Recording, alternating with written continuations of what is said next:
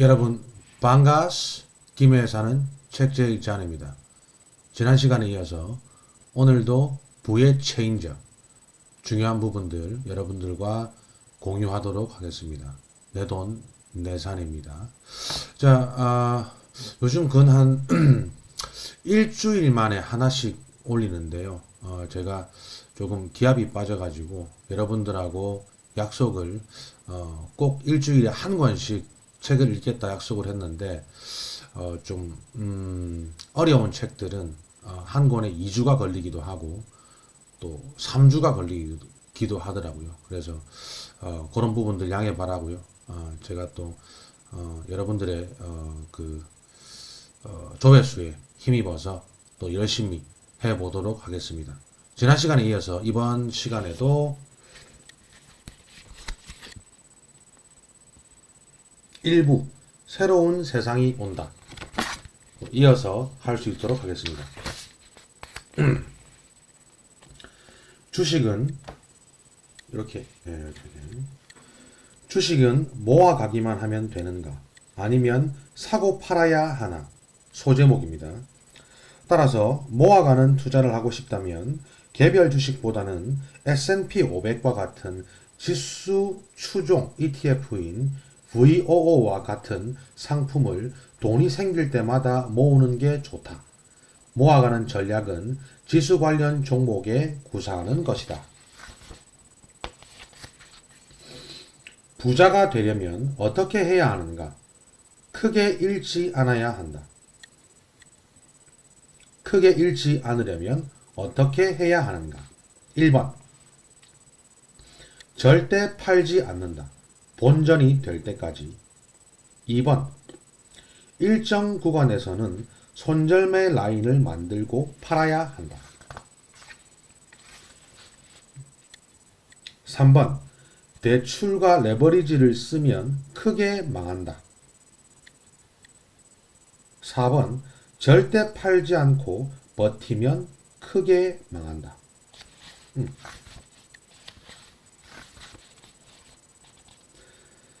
1등이 다 먹는 세상.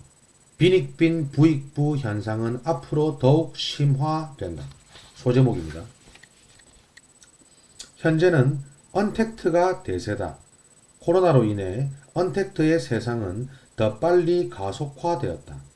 5G, 클라우드, 인공지능, 화상회의, 재택근무 등 언택트는 대세가 되었고 어느새 우리 가까이 바짝 다가왔다. 따라서 미국 국채보다 더 인기를 끄는 것이 바로 미국의 언택트 주식이고 언택트 주식의 대표는 바로 세계 1등 주식이 된다. 공룡기업은 앞으로도 자신의 몸집을 더욱 크게 불려갈 것이다. 세계 1등 기업이 다 먹는 세상이 온다. 애플, 마이크로소프트, 아마존, 구글 등과 같은 기업이 세상을 석권하게 된다는 말이다. 기업 간에도 빈익빈 부익부가 더욱 심해질 것이다. 양적 완화 이후 일어나는 일들. 소제목입니다. 코로나 위기를 맞아 연준이 실행한 대표적인 정책 두 가지는 양적 완화와 제로 금리였다. 연준이 양적 완화를 실시한 이유는 디플레이션을 방지하기 위해서였다. 디플레이션의 원인에 대해서 쭉 설명을 하고 있습니다.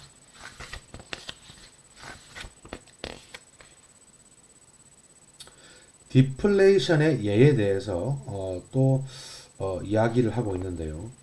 소비가 줄어들면 내가 다니는 회사가 만든 물건이 안 팔리게 되고 물건이 안 팔리니 회사는 직원을 해고하게 된다. 직원이 잘리니 실업자는 늘어나고 실업자가 넘쳐나니 소득은 정체되거나 떨어지고 또다시 소비가 줄고 공장은 다시 직원을 자르는 악순환이 반복된다. 이것이 바로 디플레이션이다.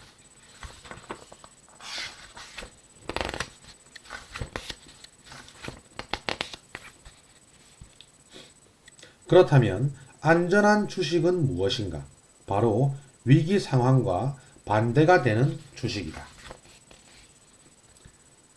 미국 국채보다 안전한 주식은 잉여 현금이 많아서 채권 이상의 안정성을 가진 주식이라고 볼 수 있다. 이익이 쉼없이 증가하는 주식이다. FANG, FAANG, 뜻은 페이스북, 아마존, 애플, 넷플릭스, 구글, 메가, MAGA, 마이크로소프트, 애플, 구글, 아마존 주식이 대표적이며 이러한 주식이 더 오르게 된다. 결국 세계 1, 2등 주식이 안전한 주식이라는 결론에 다다른다.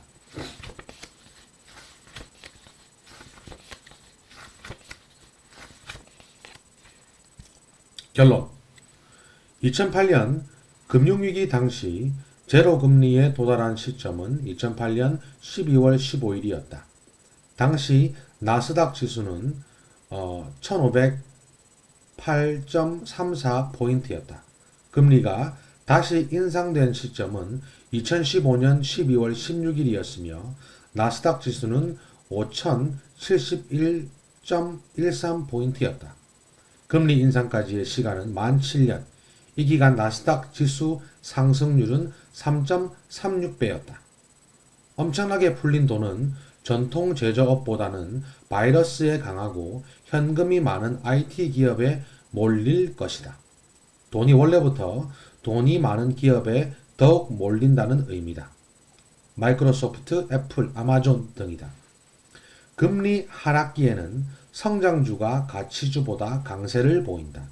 양적 완화와 제로금리가 만들어낸 유동자금은 공황이 끝나면서 주식시장으로 가서 버블을 만들어낸다. 코로나가 완전히 물러나지 않는 지금도 일어나고 있는 일이지만 말이다. 인공지능 시대, 살아남을 직업 2가지 소제목입니다. 따라서 인공지능 시대에 발전하는 것들은 빅데이터, 초고속 인터넷, 슈퍼컴퓨터, 데이터 저장, 인공지능 등과 관련된 기업이다. 앞으로 인공지능이 인간의 직업을 모조리 없앤다고 한다. 그래서 내 직업이 없어지지 않을까 두려움이 일기도 한다. 그러나 여기에 대한 대책은 2가지 길이 있다. 한 가지는 직업을 없애는 기업의 주식을 사는 것이고 다른 하나는 CEO가 되는 것이다. 테슬라가 전기차 2천만 대 생산으로 노리는 것. 소제목입니다. 이렇게 한번 플랫폼을 만들어 놓은 기업은 플랫폼 생태계가 바뀌지 않는 한 영원히 수익을 거둘 수 있다. 스마트폰 생태계가 그래서 무섭다. 그런데 여기에 도전장을 내민 기업이 새로 등장했다. 바로 테슬라다. 테슬라의 최고 경영자 일론 머스크가 전기차 생산을 2천만 대로 늘릴 것이라는 계획을 발표하였다. 베런즈는 테슬라가 만약 2천만 대를 판매한다면 테슬라는 8천억 달러 매출에 1천억 달러 수익을 창출한다는 의미다. 결국 테슬라가 노리는 것은 무엇인가? 애플과 구글이 잡고 있는 스마트폰 플랫폼 생태계를 전기차 플랫폼이 가져온다는 구상이다. 전기차의 차별화는 무엇일까? 바로 플랫폼이다. 향후 테슬라의 경쟁자는 자동차를 만드는 기업이 아니라 스마트폰으로 생태계를 구성한 기업이 될 것이다. 이에 맞서 애플은 자율주행차를 만들려고 한다. 향후 자동차 플랫폼까지 장악하려는 포석이다. 만약 테슬라가 생태계를 장악하면 테슬라의 플랫폼으로 바뀔 것이다. 플랫폼이 바뀌면 테슬라가 스마트폰을 만들 수도 있다. 어차피 디바이스, 장치는 중요하지 않다. 플랫폼을 장악한 자가 디바이스도 장악한다. 결론. 플랫폼을 장악한 자가 세상의 1등이 된다. 테슬라가 생산량을 늘려 시장 지배력을 높이려는 이유도 플랫폼 장악에 있다. 코로나가 출산율을 높인다고? 소제목입니다. 코로나로 인한 재택근무가 출산율을 높인다. 미국은 그런 면에서 코로나 백신 접종이 완료되어도 대부분의 기업은 직원 복지를 위해 재택근무를 택할 것으로 보인다. 주식 투자하기 가장 좋은 나라는 소제목입니다. 캘리포니아 주지사 왈 2035년부터 휘발유 디젤 신차 못 팔아 라는 기사를 실어 놓았고요. 친환경이 이슈다. 원인은 이산화탄소가 지구 온난화를 앞당긴다는 이유 때문이다. 삼성전자의 시가총액이 애플의 7분의 1밖에 되지 않는 이유는 무엇인가? 플랫폼이 없기 때문이다. 따라서 앞으로 전기차, 수소차 등이 나와도 누가 자동차의 플랫폼을 장악하느냐에 따라 새로 바뀌는 친환경의 강자가 나타날 것이다. 자동차는 전기차가 되겠지만 결국 자율주행이 핵심이 될 것이다. 결론. 주식 투자하기 좋은 나라는 미국이다. 결국 승자는 미국의 빅테크 기업이 될 것으로 보이기 때문이다.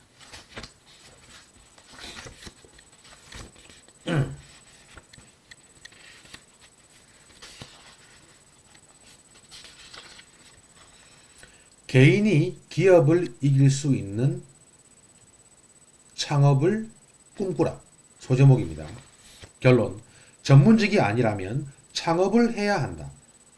그러려면 취직할 때부터 창업을 염두에 둬야 된다.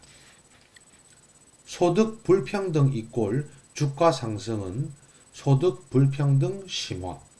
소제목입니다. 결론. 소득 불평등은 주가의 상승을 부르고 결국 더 심한 소득 불평등을 낳는다.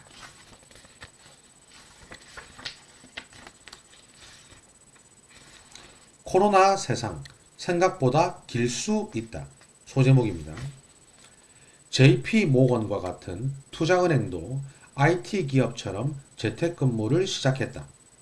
간과할 수 없는 매우 큰 변화다. 이러면서 도심 공동주택의 공실률이 올라가고 상업용 부동산은 폐업이 줄을 잇고 있으며 외곽의 주택으로 가는 현상이 더욱 심해질 것이다. 코로나 시대에 더욱 깊어지는 양극화의 늪.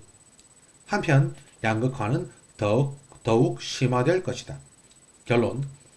코로나 이후의 세상이 우리의 생각보다 더 길게 이어지거나 영원히 이어질 수 있다. 투자를 하건 직업을 택하건 미래를 보고 설계해 나가야 한다.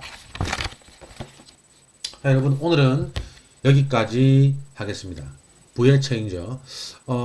책을 읽어보니까 화자가 하고자 하는